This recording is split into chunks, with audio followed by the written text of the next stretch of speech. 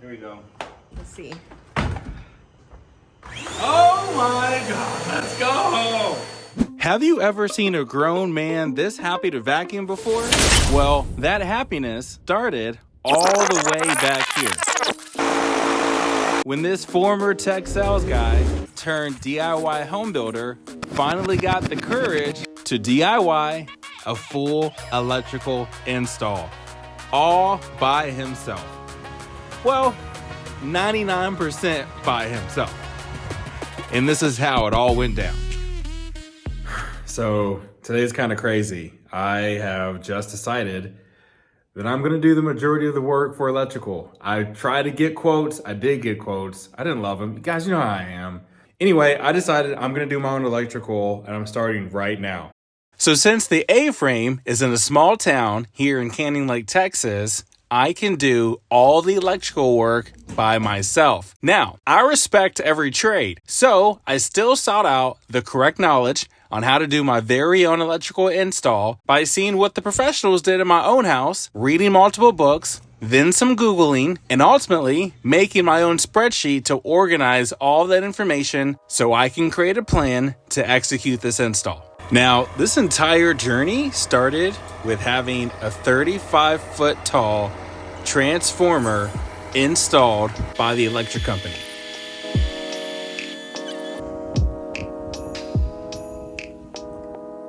All right, here we go with the very first light switch install. So I already made a little, helper here that tells me this is the height of all my switches, and down there you can't see it, but I have a marking for all the outlets ready to go. So now all I need to do is put up my first switch this way. Hello. Single gang box is what it is, because we ain't doing ceiling fans, son.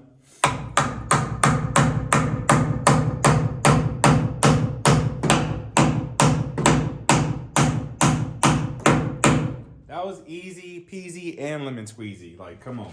Come on. That was really good. All right. Love it. Love it. So now, you walk into the room, pop that switch on, light comes on. Oh, we are getting there. Let's go. Oh. All right, so I want to talk to all my first timers out there that are just like me. They're doing their very first electrical install in their own house. Here's where you got to start. The first thing you need to do is decide where all of your outlet switches and lights are going to be placed. For me, I consulted with a master electrician on that exact topic. Now, once I had that figured out, the second step is to do the physical work. And so you have to start by marking out where you plan to drill all the holes for the wiring. Please, on everything, please make sure that you have a good drill, because you are going to drill an insane amount of holes in your framing when you do your very own electrical work. I probably drilled close to 200 holes in the frame of the house for this electrical install. The reason you're drilling so many holes for this electrical install is because every light, every outlet, and every switch in your house is daisy chained together in that specific room. And then you have a singular wire that powers the entire room, running from that room all the way back to your electrical panel. And that singular wire is called a home run. So each time you establish electricity in your rooms, your kitchens, your bathrooms, each of those rooms has a home run wire running from that room all the way back to your panel. So that's why it's a lot of physical work. Alrighty, so just got the meter pole in place. I would have filmed it, okay? But dude, that thing's heavier than it looks. Thank God I had a helper here, just randomly. They're actually doing the septic tank, and they said, yeah, I'll help you put the pole up. So God bless them, man. Really appreciate it. Thank you for that. So now the pole is up, it's in, and it is time to power the A-frame. That's right. Okay, so I've decided to take a break from doing the electrical wiring. Here's why. I'm still gonna do it, okay? I just thought to myself, I already roughed in all the electrical, right?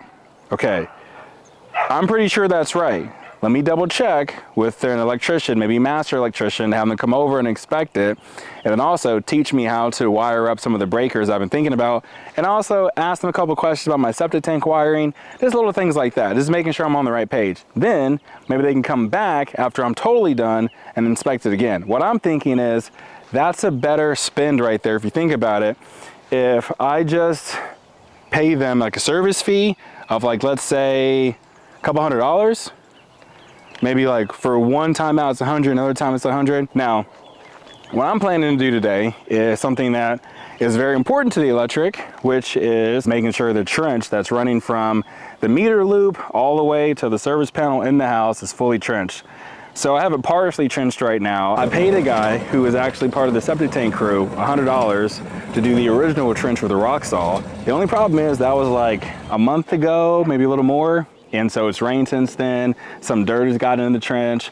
Also, there's a big part of the trench right here where it just got totally filled in because when they were doing the septic tank, they actually filled it in on purpose because they didn't want to have their truck stuck in the trench, which makes sense. So I've had to rent a trencher, and today I'm going to be retrenching the trench and also digging 2 other trenches, very shallow, mind you, because it's pretty rocky, and I'm not going to push the trencher too much, but I'm going to do that. So this is my trenching day.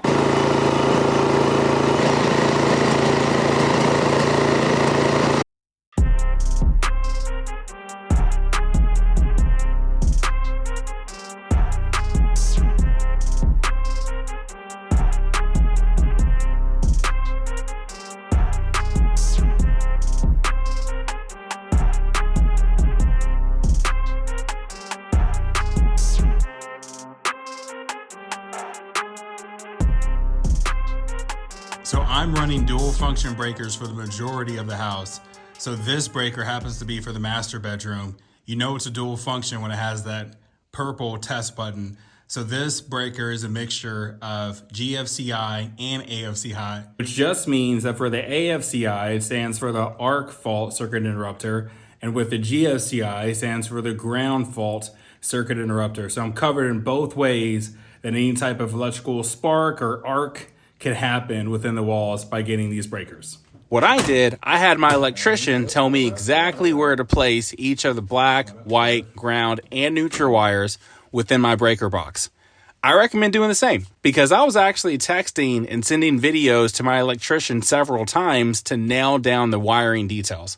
The next enormous help to me was having this cordless cable stapler from Milwaukee.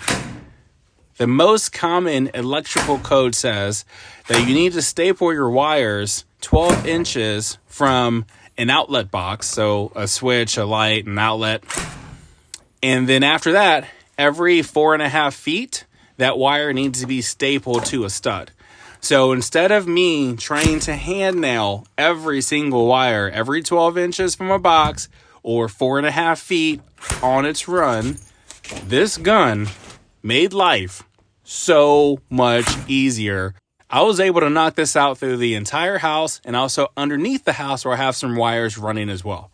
Right now, I'm doing the electric system the same way I did the foundation, both decks, the windows, all the interior framing, the HVAC system, the subfloor, the second floor, the stairs, everything.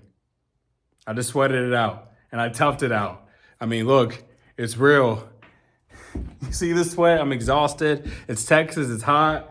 I got sweat, I got dirt on my jeans. This is real. This ain't glamorous. It will be, but it's not right now. It's a mental thing. It's glamorous in my mind for what I envision it to be. But right now it's like, push through, baby.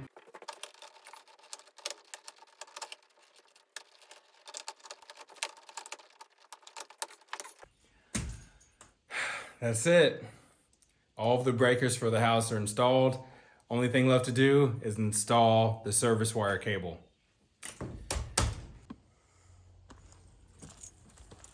Now, all that's left to do is install the Mac Daddy cable. That is this big, fat, 100-pound plus cable that feeds electricity from your metered pole all the way to your house. which is called a service entrance cable. Being a first timer, I had no clue how I was going to get 100 feet of this SEC wire all the way through this conduit up and into the house all by myself. And this is where I needed my electrician the most, but my electrician canceled on me. Well, technically I had to cancel on him because I couldn't find the rope, so he didn't cancel, but he also can't reschedule for a while. And I've been forced to figure things out myself. So now what I'm doing is having a lot of trouble actually pulling the service wire through this conduit here. So what I've done is actually hook up my truck.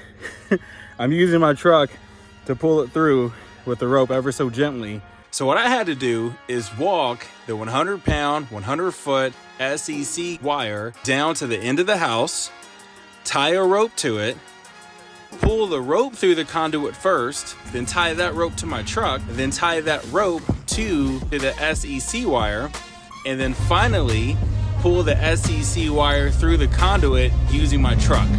Whoa. I did it. I pulled it through.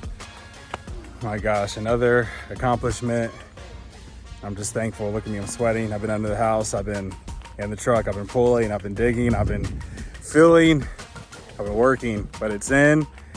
And now I can finish the electric. Thank you, Father.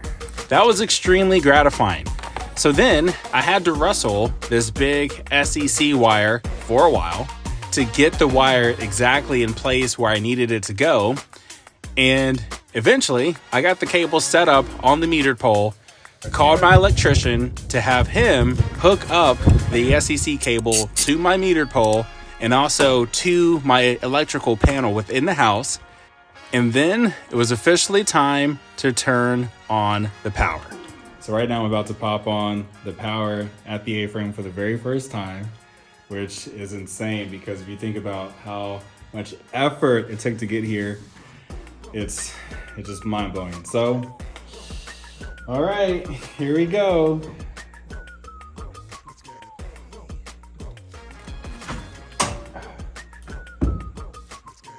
That was anticlimactic so far.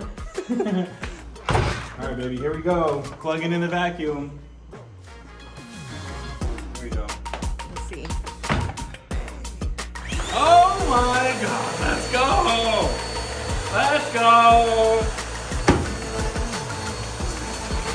Yes! Yes! What's up? Oh! That feels so good. This A-frame for Airbnb in beautiful Canyon Lake, Texas is coming along strong. Only the best for my guest. Want to see me crush another project? Click this video here.